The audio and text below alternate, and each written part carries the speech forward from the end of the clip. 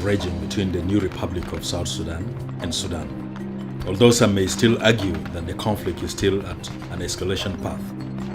The reality is that the Sudan Air Force has been bombing randomly areas designated as the Republic of South Sudan, and the Sudan Armed Forces alongside proxy militias have been attacking the positions of the Sudan People Liberation Army, which is the legitimate military of the new Republic of South Sudan. In response to the persistent aggression by the Sudan Armed Forces and Air Force, the SPLA launched a counterattack in self-defense and took over the contested town of Panthou, which Khartoum has been referring to as Heglig. The SPLA's capture of Panthou raised a lot of trepidation within the so-called international community, whereby they almost called the forces of the Republic of South Sudan as the aggressors and even issued a threat of sanction on both countries. It has been amazing to see the international community raising concerns about the SPLA's attack on Panthou, while ignoring completely the sequences of events and triggers that led to the response by the SPLA. We resorted to it because it became only an imperative in that hour that we should eliminate Heglig, because it was being continuously used as a springboard for attacks against our people and against our territory. In the first place, Heglig is part of South Sudan, which has been occupied by Khartoum. And second to it, Khartoum has been using Heglig to terrorize our people, to attack our people using proxy war militias from the south. And this is their base. They have been attacking us. When we defeat them, then they run to Heglig. Allow us to clarify the confusion. In the international press, both the demarcation and the recent military operations have been severely misrepresented.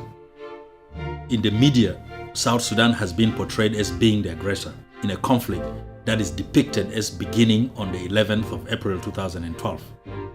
The truth is much different. Al Jazeera and the Arab press in particular has become a conduit for the NCP's propaganda rather than presenting a balanced representation of escalating tension and violence, which tragically has been directed upon the civilians of South Sudan. The international media has expressed the story starting with the SPLA take control of the Heglig town area, which we know as Panthou in the language of the local Dinka people. This was a defensive move in response to consistent belligerent statements and acts of war upon the SPLA and targeting southern civilians, which began just after South Sudan became independent. Furthermore, Khartoum's belligerence extends well back into the CPA period. This context cannot be ignored.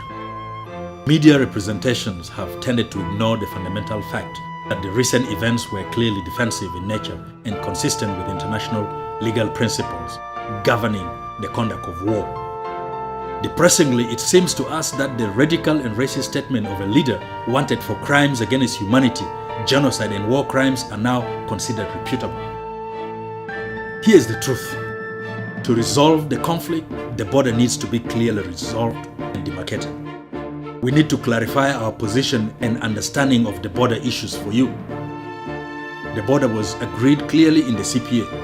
This is the January 1st, 1956 line that existed when Sudan was granted independence from the British. This border is only reflected in a 1955 survey map as you see here. There were, however, a few areas, due to manipulations by the British authorities, that saw many of our people placed inside northern states. Particularly tragic was the moving of the 9 Ngok Dinka chieftaincies. So the CPA included a provision for an arbitration mechanism, the Abyei Border Commission, to allow the resolution of this contested part of the border. There are others. It just happens that Heglig, the current site of contention, is linked to the Abyei deliberations. The initial claim of the government of South Sudan is depicted here. The Abyei Border Commission found the line a little further south, but Heglig or Panthou, as we know it, was still considered inside Abyei. Khartoum rejected the findings of the commission, despite agreeing that they will accept them in the CPA. Tension then rose as Khartoum was pressing to create a reality on the ground by manipulating various nomadic groups that move in and out of Abia area from South Kordofan cause conflict with the local Dinka people. So we proposed to take the case to the Permanent Court of Arbitration in The Hague and accepted its outcome, although not preferential to us. So here is the boundary as determined by the court. Remember, however, this is only setting out the Abia boundary, not the international boundary, which we continue to contest. Since the government of South Sudan felt it essential to keep talking, we accepted the boundary, hoping to move forward on the many issues that remained and remain unresolved. We have always been open to legal processes in negotiation, but Khartoum has remained uncooperative. Even though the Permanent Court of Arbitration findings saw Abia reduce further, and in what, as you can see, is an extremely unnatural boundary considering the areas local people live, Khartoum rejected even this, intent on pushing further south.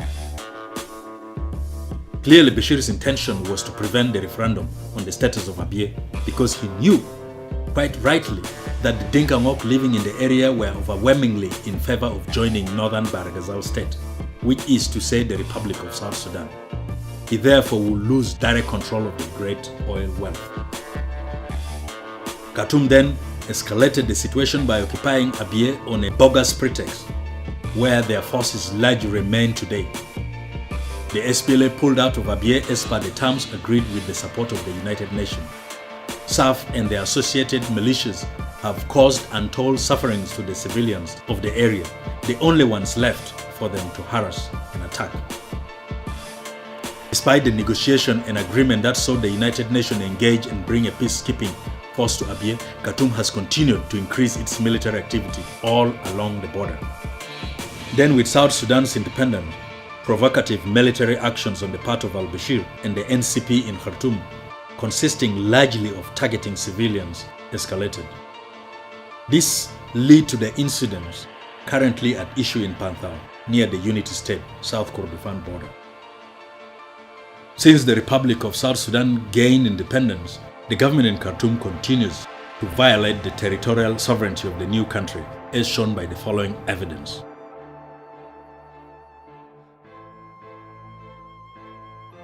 Examining the timeline of events from when South Sudan became an independent country, the Sudan Armed Forces continued to violate the territorial sovereignty of the Republic of South Sudan, and the international community failed once again to look at events from when independence was achieved, but rather became hysterical as soon as the SPLA retaliated by capturing Panthou, known as Heglig, within its right to defend its territory and protect its civilians. Moving forward, negotiations are the preferred option to resolve the current dispute. However, as international law provides, the government of South Sudan will defend itself and all South Sudanese from any continuing aggression. As a part of a negotiated settlement, we need a reliable international presence which can provide us security from the consistent aerial attacks being perpetrated upon our population.